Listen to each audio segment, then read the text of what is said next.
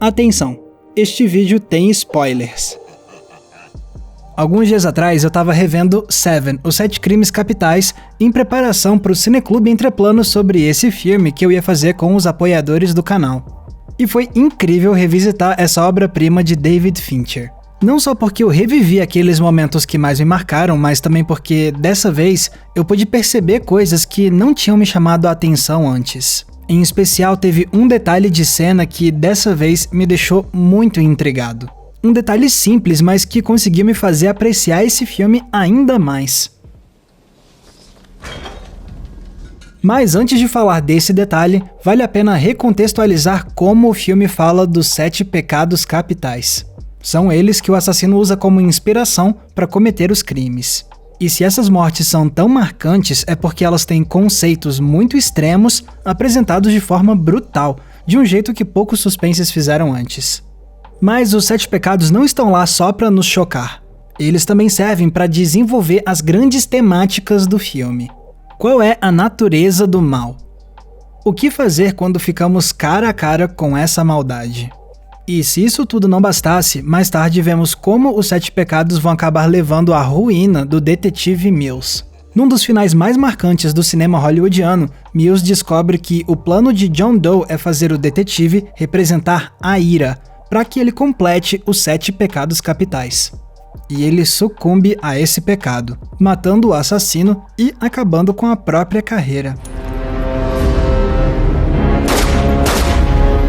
Fica claro então que o filme desenvolveu muito bem o seu conceito central dos 7 pecados, tanto em termos de impacto sensorial, quanto em termos de desenvolvimento dramático.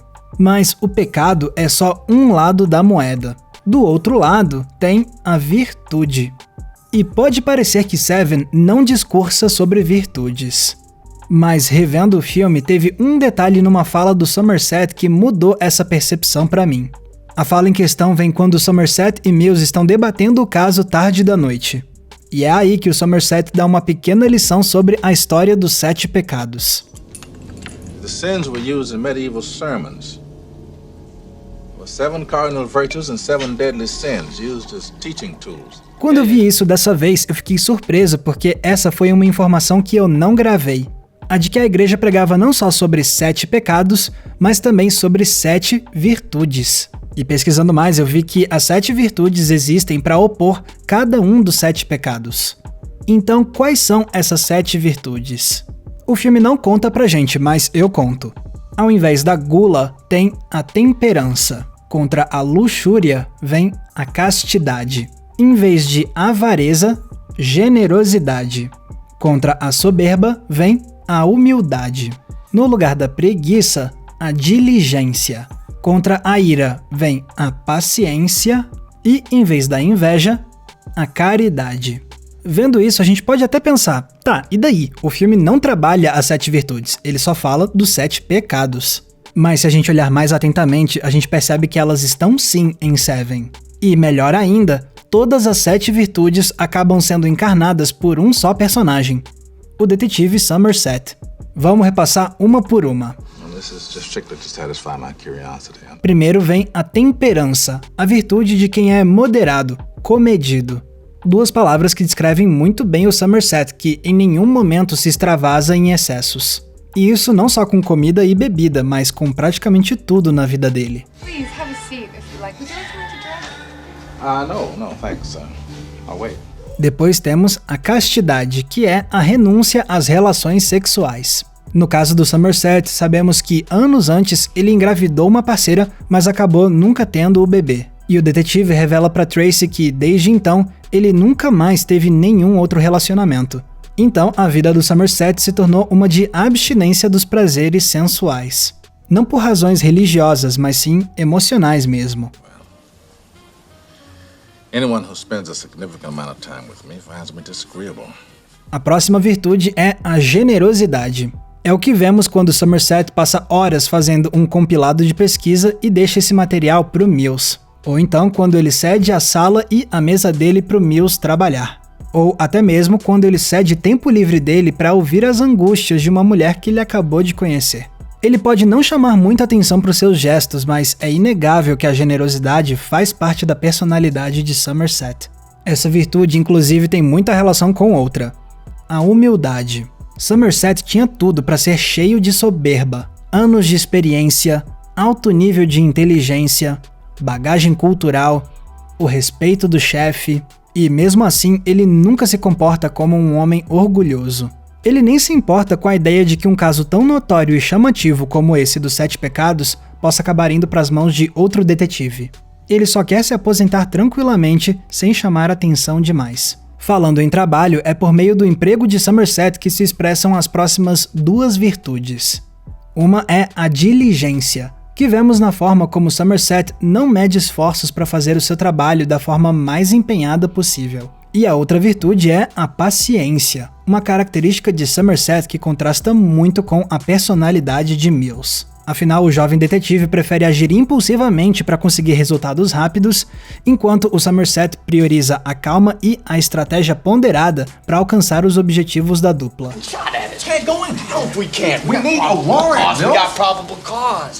Já identificamos então 6 das 7 virtudes no Somerset, mas ainda falta uma muito importante: a caridade. Caridade não no sentido de dar dinheiro para os outros, mas sim no sentido mais essencial mesmo, o de amar o próximo.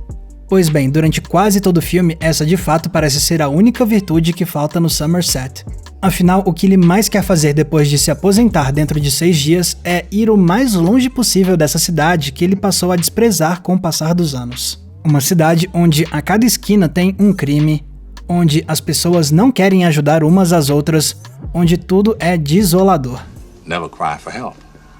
Always yell fire. Nobody answers to help. You holler fire, they come running. E Somerset sente que incorporou tudo isso. Ele acha que também se tornou uma pessoa apática. Se a vizinhança é barulhenta, ele simplesmente abafa o som com um metrônomo. Se o caso que ele começou a investigar vai fazer mais vítimas, ele prefere passar a investigação a outro detetive para que ele possa se aposentar em paz. Se o mundo ao redor dele é horrível, ele não quer mudá-lo, ele só quer se afastar. Where are you headed? Far away from here. Mas para surpresa do próprio Somerset, quanto mais tempo ele passa com o Mills, mais ele vai recuperando aquela antiga postura de realmente se importar. Até porque o Mills mostra para o Somerset que essa chama nunca morreu dentro do investigador veterano, que a apatia de Somerset é só uma forma conveniente de esquecer os verdadeiros ideais dele. I don't think you're quitting because you believe these things you say. I don't. I think you want to believe them because you're quitting. Não é por acaso então que em seguida vemos o Somerset deixar as emoções extravasarem a ponto dele quebrar justamente o objeto que simbolizava a apatia dele. A partir de agora, Somerset começa uma jornada de transformação. Transformação essa que vai se concluir com o famoso clímax do filme. Depois de ver a maldade de John Doe triunfar e ver o amigo dele sucumbir, Somerset muda de vez a sua mentalidade. Apesar de presenciar os eventos mais horrendos da vida dele, o detetive decide que não vai mais se afastar desse mundo terrível. Agora ele quer continuar lutando para fazer a diferença na vida de quem ele puder ajudar. A apatia vai embora e dá lugar ao amor ao próximo. Dá lugar à caridade. Agora sim, Somerset é detentor de todas as 7 virtudes. Where you gonna be? Around. E o mais incrível é que essa perspectiva sobre as 7 virtudes nos faz apreciar ainda mais as relações do Somerset com o Mills e com o John Doe. No caso do Mills, é preciso lembrar o quanto ele é o oposto do Somerset. Um é veterano, o outro é novato. Um quer ir embora, o outro quis vir para essa cidade. Um é comedido, o outro é impulsivo. E, infelizmente, os destinos dos dois também vão acabar sendo opostos. Enquanto um se condena, o outro encontra redenção. Aliás, mais do que isso, o momento em que o Mills sela o destino dele é quando ele completa os 7 pecados, certo? Pois o Somerset faz o oposto. O destino dele é selado quando ele completa as 7 virtudes. I'll be around. E quanto à relação dele com o John Doe? Bom, já vimos que no final, após ver todos os horrores causados pelo vilão, o Somerset decide continuar na luta. Isso porque ele quer fazer oposição a tudo que o John Doe representava. E essa ideia também se traduz na simbologia dos pecados e das virtudes. Lembra qual é o pecado que o próprio John Doe representa? Pois é, a inveja. E qual é a virtude que faz oposição à inveja? A caridade. Justamente o caminho que Somerset escolhe trilhar no final do filme para se opor ao legado terrível de John Doe. Whatever he needs. Agora, por mais incrível que seja esse arco das 7 virtudes, é curioso descobrir que ele quase ficou incompleto no filme. Isso porque o roteiro do longa passou por diferentes mudanças. Por exemplo, em certo ponto o estúdio ficou incomodado com a ideia do Mills sucumbir à ira e matar o John Doe. Então eles sugeriram outras ideias, como fazer o Somerset matar o criminoso antes que o Mills fizesse isso. Algo que teria arruinado completamente a chance desse detetive completar o arco dele das 7 virtudes. Sem contar que o roteiro original tinha um final um pouco diferente. A ideia era acabar o filme com o Mills se afastando logo depois de matar o John Doe e pronto.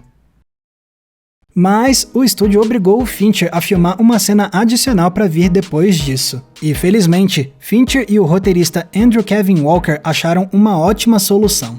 Eles pegaram uma citação de Ernest Hemingway que abria a primeira versão do roteiro, jogaram ela pro final e a usaram para dar uma nova perspectiva de vida para o Somerset. O que nos deixou ver o arco das 7 virtudes se concluir perfeitamente com a caridade que o detetive redescobre em si mesmo. Ernest Hemingway once wrote, "The world is a fine place and worth fighting for." I agree with the second part. Só sei então que foi muito bom rever Seven. O que antes era um detalhe de diálogo que passou batido por mim, acabou me saltando aos olhos dessa vez. E graças a essa fala discreta, eu comecei a ver esse filme sob uma nova perspectiva. Uma que me fez apreciar ainda mais os simbolismos, as temáticas e os personagens desse longa que me marcou tanto. E se mesmo depois de anos esse filme continua me surpreendendo de novas maneiras, é mais do que justo chamar ele de obra-prima. Galera, muito obrigado por terem conferido o episódio de hoje. E como vocês viram eu citando no começo desse vídeo, a gente tem um Cineclube do Entre Planos. E se você quiser fazer parte dele, você pode. O Cineclube é uma das recompensas que eu ofereço aos nossos apoiadores no Apoia-se. Se você se tornar um apoiador, você ajuda a financiar o nosso trabalho todos os meses e ganha acesso a esses conteúdos exclusivos e muitos outros. Para conferir os detalhes da nossa campanha, é só clicar no link que está aqui embaixo na descrição. E se quiserem ver outros conteúdos que eu produzo, vocês podem me seguir lá no Instagram, porque eu tenho feito vídeos exclusivos para essa rede social. Basta você me procurar com @maxvalarezo. Se vocês quiserem me acompanhar nas outras redes sociais, é só me procurar usando os nomes que estão aparecendo aqui embaixo. E não se esqueçam, claro, de curtir esse vídeo e se inscrever aqui no Entre Planos para não perder nenhum dos nossos episódios. Mais uma vez, muito obrigado pela audiência, um abraço e até a próxima sessão.